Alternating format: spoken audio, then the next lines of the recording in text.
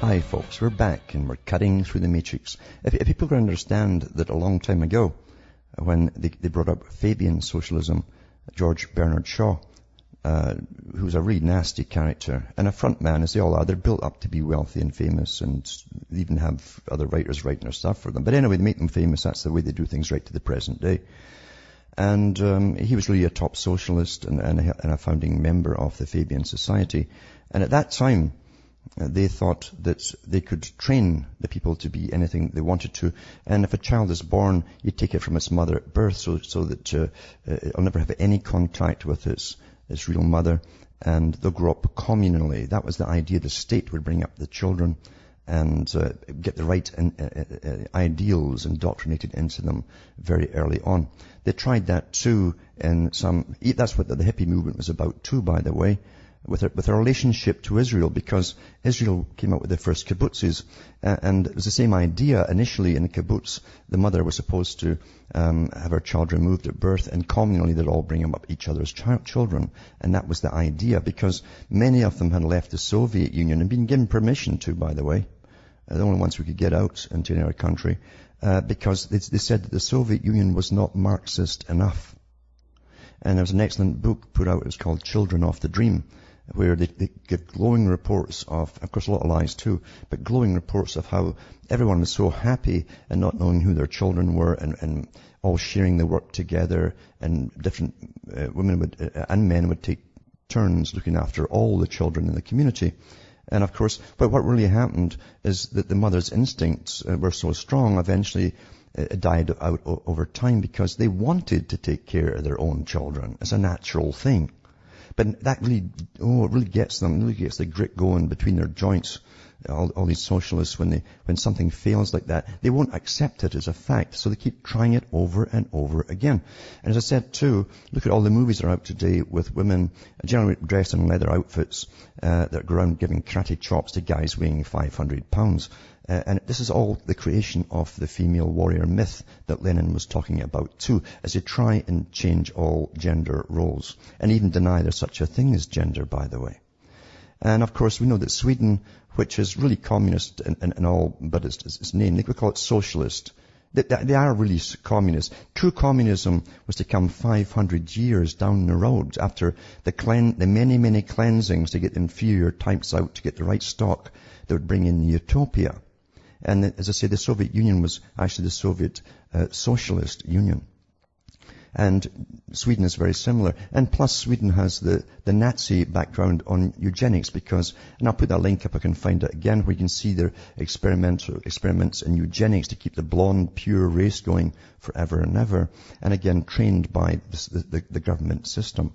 So they're always a first in something. And so they're the first ones to outlaw basically gender. It says, no him or her preschool fights gender bias, it says. Stockholm, at the Egalia school, I guess for egalitarians preschool, staff avoid using words like him or her and address the 33 children as friends rather than girls and boys. From the colour and placement of toys to the choice of books, every detail has been carefully planned to make sure the children don't fall into gender stereotypes. Society expects girls to be girly, nice and pretty, and boys to be manly, rough and outgoing, says Jenny Johnson, a 31-year-old teacher. Egalia gives them a fantastic opportunity to be whoever they want to be. With all their indoctrination, they're going to be who they want to be, right? The taxpayer-funded preschool, which opened last year in the liberal Södermalm district of Stockholm for children aged 1 to 6, is amongst the most radical examples of Sweden's efforts to engineer equality between the sexes from childhood onwards. How is that engineering equality? Most women, most universities have 60% of women going through them now, or more. Breaking down gender roles is a core mission in the national curriculum for preschools, underpinned by the theory that even in a highly egalitarian-minded Sweden, society gives boys an unfair edge. And what? To even things out, many preschools have hired gender pedagogues, sounds rather dirty, to help staff identify language and behavior that risk reinforcing stereotypes. Can you believe this? Some parents worry that things have gone too far. No kidding, they're a bit slow in worrying, eh? An obsession with obliterating gender roles, they say, can make the children confused and ill-prepared to face the world outside kindergarten. Different gender roles aren't problematic as long as they're equally valued, said Tanja Bergsrud, a 37-year-old blogger and a leading voice against what she calls gender madness in Sweden. Those bent on shattering gender roles say there's a hierarchy where everything that boys do is given higher value, but I wonder who decides that it has higher value, she says. Why is there higher value in playing with cars? Eh? Why is there higher value in going shopping? At a gala, the title connotes equality. Boys and girls play together with a toy kitchen, with plastic utensils and pretending to cook. I guess that's how they'll end up when they're older. No one will want to cook. They'll pretend they're cooking so they don't give away their gender. One boy hides inside the toy stove, his head popping out through a hole. Oh, that's awful nice, isn't it? And so anyway, this is your typical thing. It's not just in Sweden that's going on. You'll find it's going through all your schools. And I'll put up that John Taylor Gatto audio again tonight to show you how they were introducing this many years ago subtly and gradually accelerating up to the present time. And it doesn't matter how many times they've had disasters with this. They've really screwed up people's minds. Once they become adults, they're in an awful mess, a lot of these people. An awful, awful mess. But it doesn't matter. It's like a religion, and they'll keep pounding square pegs into round holes, believe me. And that truly is Marxist ideology. It's absolutely incredibly disgusting. And then when you look at the things too, I've mentioned too how the valued the family unit. That had to be destroyed, of course. So you destroy a family, you've got to destroy male and female, obviously. And that's part of the Communist Manifesto. It's pretty well over by now. And they go all the way to bring you down into the dregs of necrophilia, as the Frankfurt School said they'd bring society down to. And I talked before about how they plasticize bodies, they put them on display, and all the cool people, the ones who don't want to show that they're upset or anything, the cool people have to look at them. Oh, it's very interesting, it's a work of art and all that rubbish. And it says, fashion meets death that bodies show. This is after Lady Gaga did her publicity stunt with it too. She'd do anything, and I mean anything, for cash and fame. But this is a fashion show and it's taken over. Fashion merged with death at the catwalk show in Berlin, in which sultry models strutted, it's not very sexist, well, they could be male too, alongside preserved animal and human corpses. Although mind you now, the trend it said in fashion is for the transsexual type, the male who can be both women and males on different runways and get paid. That's what they're pushing now. It's no accident this is all happening. So alongside preserved animal and human corpses, controversial anatomist and plastinator, this is this madman Gunther von Hagens, is showing some of his most famous works in the Body World's A Matter of the Heart exhibition at the Post-Bahnhof until August. The exhibition, featuring an inside look at more than 200 human specimens, including full bodies, organs and body slices, that's in case you get an appetite, proved a unique backdrop to the dark-themed fashion show of Armenian designer Edward Hohanezjan, and so on and so on. And you can look at some of the pictures on this link I'll put up at cuttingthroughtheimage.com. If that's your thing, if you've been perverted enough by all the videos you've been watching, you might enjoy it. And it's quite something how it's all going according to plan. As we become dehumanized, we go through airports and everything's groped today. I mean, they do. They're told to grab your genitals now and feel them, for God's sake. And you allow them. I would not take another flight. Nobody should take another flight, and let them learn. You're not going along with it. But you can count on the goody two-shoes. Oh, I got to go on my holiday. I got to go and see so-and-so. Getting freedom is going to be difficult. You've got to be prepared for that. Everyone's so used to popping a pill for a headache, instant relief. No pain. Egocentric, as Russell said, Bertrand Russell, will create an egocentric society, narcissistic, who will avoid pain and seek pleasure. And that's what the big boys know.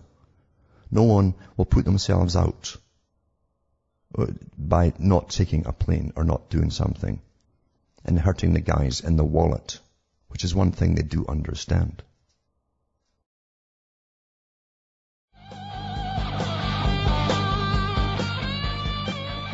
Hi folks, I'm back and we're cutting through the matrix. And just before I go on to this globalist article I've got here from France, this is what they're doing in France to do with the gender blurring.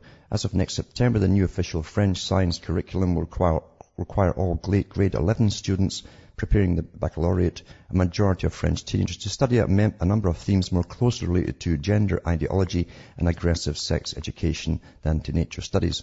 The two main headings, feminine, masculine, and taking charge of your sexual life together and responsibly, make about a third of the yearly curriculum, 1/3 of it, for non-science students. They're also included in a wider program for science candidates. The program promotes contraception, abortion, defends homosexuality, and so on. It also minimizes differences between men and women. This is what they say. This is your standard communist Pavlovian answer. Anatomic and physiological differences caused by the influence of sexual hormones between the masculine and the feminine brain are no more important than differences between individuals of the same sex, is one of the concepts that 11th graders will be expected to have understood by the time they pass public examinations. The spirit of the curriculum is abundantly reflected in new textbooks, which will be financed by public spending and distributed to pupils in all public, but also in all publicly funded private schools, mostly Catholic, when the new school year begins. So it's mandatory across the board, regardless if you're private or public. So this is your standard stuff as they try to blur it all and say, hormones have nothing to do with anything. And it's just the way that you're trained from youth to dress this way or be that way, and so on and so on. The same rubbish they've been prattling on about for 100-odd years. And everywhere they've tried it before, it falls apart because people tend to want, at least most people want to tend to be what they actually are. And there's nothing wrong with being what you are. Never was. It's called nature. How can it be wrong? Eh? Now, globalism too, the environmentally friendly threat to freedom.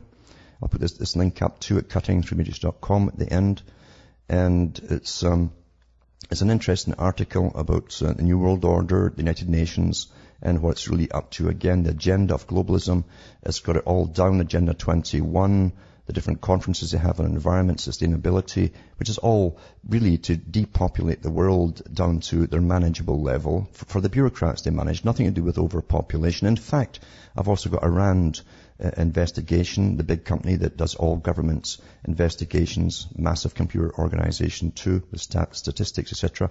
And they say that even with the massive flooding of immigration into the Western countries, they will not be able to keep up the population numbers because they're dropping like a stone to pay off the national debts. So where's overpopulation? It isn't happening in the developing country. They've dropped below sustainable levels already. I'll maybe talk about that tomorrow and put that one up.